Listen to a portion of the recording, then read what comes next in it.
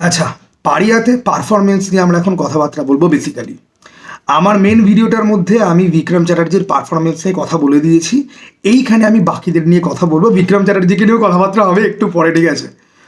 অম্বরীশ ভট্টাচার্য, আম্বারিশ নয়, অম্বরীশ ভট্টাচার্য। অম্বরীশ ভট্টাচার্য, আমি ব্যোমকেশের সময় আপনার পারফরমেন্স নিয়ে অনেক খিল্লি উড়িয়েছি, আমাকে মাফ করে দিন প্লিজ।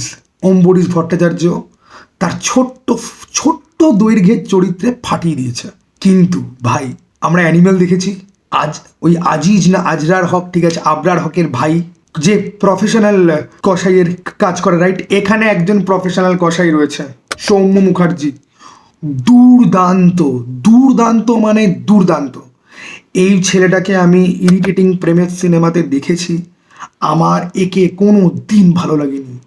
আমি এর বেশ কিছু প্রেমের কাজ দেখেছি যেগুলো হইচইতে এসছে বা এলভিএফ এর কিছু ফিল্ম এসে আছে, যেরকম আগের বছর অনির্বাণ ভট্টাচার্যের মিথ্যে প্রেমের গানে সে ছিল। জঘন্য, জঘন্য মানে জঘন্য। আমার কোনো দিন এর কোনো চরিত্র আমার ভালো লাগেনি।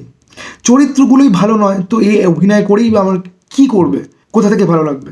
না, এইখানে এই সিনেমার কাইন্ড অফ মেন ভিলেন হচ্ছে গিয়ে সে, এবং তার চরিত্র কি লেখা হয়েছে ভাই, এবং সে কি পারফরমেন্স দিয়েছে ভাই, it is banger, it is bang on. মানে তোমার দেখে রীতিমতো এ যখন পর্দায় আসবে তোমার ভয় লাগবে।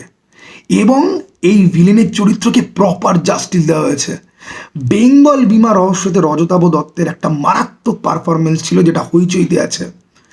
আজকে আমার মনে হলো এতদিন বাদে ওই সিনেমাটার পরে এই আর একটা সিনেমার ভিলেন যাকে দেখে তোমার মনে হবে ডেঞ্জারাস, ডেঞ্জারাস, আটারলি ডিসগাস্টিং এবং ডেঞ্জারাস, দুটো জিনিস।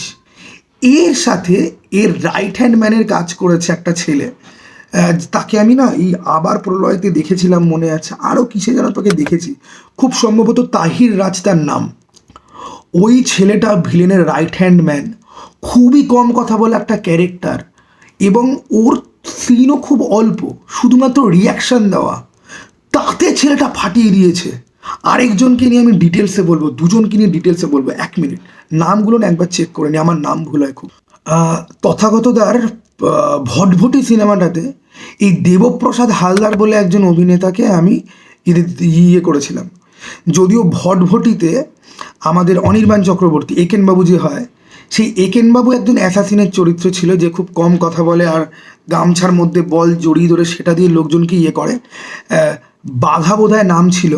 তথাগতদার ব্রিলিয়ান্স হচ্ছে গিয়ে এই যে ওয়ার্ল্ড বিল্ডিং যে করে না, তার মধ্যে গ্রে শেডেড ক্যারেক্টার ঢোকায় ভাই। এই দেবপ্রসাদ হালদারকে আমি ভটভটিতে প্রথমবার দেখি। এইখানে তার ছোট্ট একটা জায়গা রয়েছে ইন্টারমিশনের আগে আর পরে, মেন গল্পের সাথে তার কিন্তু লিঙ্ক নেই, কিন্তু সে এই পুরো গল্পটার মধ্যে ছোট্ট একটা পার্ট, ওকে, গেস্ট অ্যাপিয়ারেন্স বলতে পারো। লোকটা স্ক্রিন প্রেজেন্স কি, লোকটা তোমার দিকে তাকিয়ে কথা বলবে না, তোমার অস্বস্তি হবে রীতিমতো। অভিনেত্রীর সাথে ওর একটা দৃশ্য আছে, একটা ইন্টিমিডেশনের সিন, ভাই লোকটাকে দেখে রীতিমতো তোমার ভয় লাগবে। দেবপ্রসাদ হালদার তার নাম, আমি এখানে ছবি দিয়ে দিচ্ছি। এবং আমি একে ভটভটিতে যখন দেখেছিলাম তখন তার সেরকম কিছুই ছিল না, এইখানে সে মারাত্মক, মারাত্মক, মানে ওইটুকুনি সিনে একদম আগুন ধরিয়ে দেওয়ার একটা পারফরমেন্স তোমার মাথায় থাকবে। এখানে যেই সিকোয়েন্সে তাকে ইউজ করা হয়েছে না, সিকোয়েন্সটা তোমার মাথার মধ্যে গেঁথে যাবে পুরো, ওকে। দেন আসি হচ্ছে গিয়ে যে হিরোর একজন বন্ধু রয়েছে, এবং হিরোর যে বন্ধু, নামটা চেক করে নিই, দেবাশিস রয়। দেবাশিস রয়কে অপরাজিততে সত্যজিৎ রায়ের ক্যামেরাম্যান, ওই সিনেমাটোগ্রাফারের চরিত্রতে ছিলেন উনি। আর ওনার কিছুদিন আগে একটা শর্ট ফিল্ম এসেছিল যেটার রিভিউ আছে আমার চ্যানেলে। এই দাদার অভিনয় এবং হিরোর যে বন্ধু না, তাকে আপনার শুরুতে খুব ইরিটেটিং লাগবে, খুব বেশি কথা বলে, তার চরিত্রটাই ওরকম, ঠিক আছে। এবার এ যেহেতু ফ্র্যাঙ্ক ক্যাসেল মার্কে একটা ভাইব রয়েছে, এ একদম কথা বলেন, এই একটা কারখানাতে কাজ করে, তার বন্ধুর চরিত্রে ও রয়েছে, তো একটু বেশি কথা বলে, কিন্তু এই চরিত্রটারও একটা গল্প রয়েছে যেটা একটা টুইস্টের মতো কাজ করে সিনেমার পরের দিকে গিয়ে। এবং এর পারফরমেন্স, যেই লোকটা অপরাজিত ফিল্মে ওরকম হেভিওয়েট একটা চরিত্রে অভিনয় করে এসছে, এইখানে একটা ক্যাজরা মার্কা তার ক্যারেক্টার, আবার ওইখানে অমলকান্তি রোদ্দুর হতে চেয়েছিল, যে শর্ট ফিল্মটা ইউটিউবে অ্যাভেলেবেল আছে, খালি রেঞ্জ দেখো এদের, বাংলাতে ট্যালেন্ট ভরে ভরে রয়েছে। আমি এই দাদার 3টে পারফরমেন্স দেখলাম, 3টে পারফরমেন্স, 3টে ক্যারেক্টার, 3 রকমের, 3টেতেই একদম সেরা অভিনয়। হিরোইনের কথায় আসি, অঙ্গনা। ওকে, আমি একে ইন্দুবালা ভাতের হোটেলে দেখেছিলাম এবং ইন্দুবালা ভাতের হোটেলে তার পারফরমেন্স খুব ভালো ছিল, কিন্তু চরিত্রটা আলাদা করে খুব একটা বেশি মনে দাগ কাটে না। এইখানে এই যে হিরোর সাথে তার যে কেমিস্ট্রিটা দারুণ লেগেছে, দারুণভাবে ওয়ার্ক করে। তবে তার খুব যে বেশি মারকাটারি কিছু সিন রয়েছে বা খুব ব্রিলিয়ান্ট এক্সেলেন্ট কিছু সিন রয়েছে ওরকম নয়, কিন্তু সাপোর্টিং হিসাবে ঠিক আছে, এই গল্পে হিরোইনের খুব বেশি ভূমিকা থাকার কথাও অ্যাকচুয়ালি নয়, তো একদম সে ঠিকঠাক। শ্রীলেখা মিত্র যতটুকুনি আছে ভালো, এক্সট্রা অর্ডিনারি কিছু নয়। আর আসে হচ্ছে গিয়ে লোকনাথ দে। লোকনাথ দেকে এই দুদিন আগে আমি হুব্বাতে পেয়েছিলাম দেখতে, তাকে আমি অনেক কাজে তাকে দেখা হয়ে গেছে এর মধ্যে, তার অ্যাক্টিংয়ের রেঞ্জ তো অন্যই রকম। এইখানে তার খুব অল্প চরিত্র রয়েছে, কিন্তু সব থেকে বেশি গুজবাম্প ইন্ডিউসিং যে সিন, তার সাথে হিরোর কনফ্রন্টেশন, ভাই জাস্ট কোনো কথা হবে না। আর এখানে না একজন বয়স্ক মহিলা রয়েছে, কাইন্ড অফ যাকে দিয়ে গল্পের শুরু।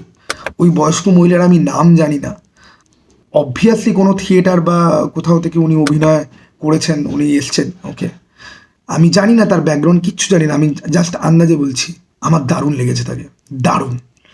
তবে সৌম্য মুখার্জি ফাটিয়ে দিয়েছে, ফাটিয়ে দিয়েছে মানে বিক্রম চ্যাটার্জি, সৌম্য মুখার্জি ফাটিয়ে দিয়েছে। আরও দুটো অনারেবল মেনশন আমি বলি। এখানে না একটা পুলিশ অফিসারের ক্যারেক্টার আছে, এবং পুলিশ অফিসার তার কথাবার্তা হাবভাব দেখলেই আপনার না মনে হবে তাকে এক থাপ্পড় মারি। ওকে, তার ডিপার্টমেন্টে জুনিয়র একটা পুলিশ অফিসার কাজ করে, যে একটু ক্যাবলা ছাগল টাইপের, ঠিক আছে।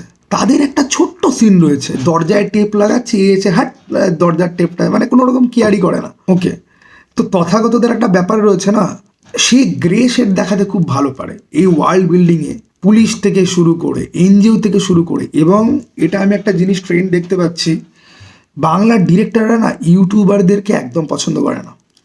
ইউটিউবার বা যারা এই কন্টেন্টের পেছনে দৌড়ায়, যদিও বাংলাতে ইউটিউবারদের মধ্যে 80% ছাপরি এবং খুব বিরক্তিকর টাইপের, ঠিক আছে, তারা শুধুমাত্র পয়সা আর ফেমের জন্য এসছে, তাদের খুব একটা বেশি এথিক্স কিছু নেই, তারা কোনো জিনিসপত্রের গুরুত্ব বোঝে না, সব কিছুই তাদের কাছে কন্টেন্টের মতো তারা ট্রিট করতে চায়। তাদেরকে এখানে ভাই চাটন দেওয়া হয়েছে। ক্লিয়ারলি বোঝা যায় যে ডিরেক্টর ইউটিউবারদেরকে পছন্দ করে না, এবং তাদেরকে উনি চেটেছেন ভালো করে। এটা আজকাল অনেক বাংলা সিনেমাতে আমি পাচ্ছি দেখতে, জিনিসটা দেখে আমার ভালো লাগে, আমি এগ্রি করি, ঠিক আছে। যদিও আমি একজন ইউটিউবার, আমিও কন্টেন্টই করছি, আপনারা প্যারাসাইটও করতে পারেন, বাট যাই হোক, দ্য থিং ইজ, এই চরিত্রগুলো এত ছোট ছোট চরিত্র, ডিটেলিংয়ে ভর্তি এবং ওয়ার্ল্ড বিল্ডিংয়ে হেল্প করে। এবং খুব কম সিনেমা এরকম হয় না যেখানে প্রত্যেকের পারফরমেন্স নিয়ে আলাদা করে আপনার কথা বলতে ইচ্ছা করবে। ওকে, এই সিনেমাটা ওই রকম একটা সিনেমা যেখানে প্রত্যেকের পারফরমেন্স নিয়ে আলাদা করে আমার কথা বলতে ইচ্ছা করছে, তাই আমি বললাম। তবে বিক্রম চ্যাটার্জি ভাই, এই ছেলেটার আমি ফ্যান হয়ে গেলাম।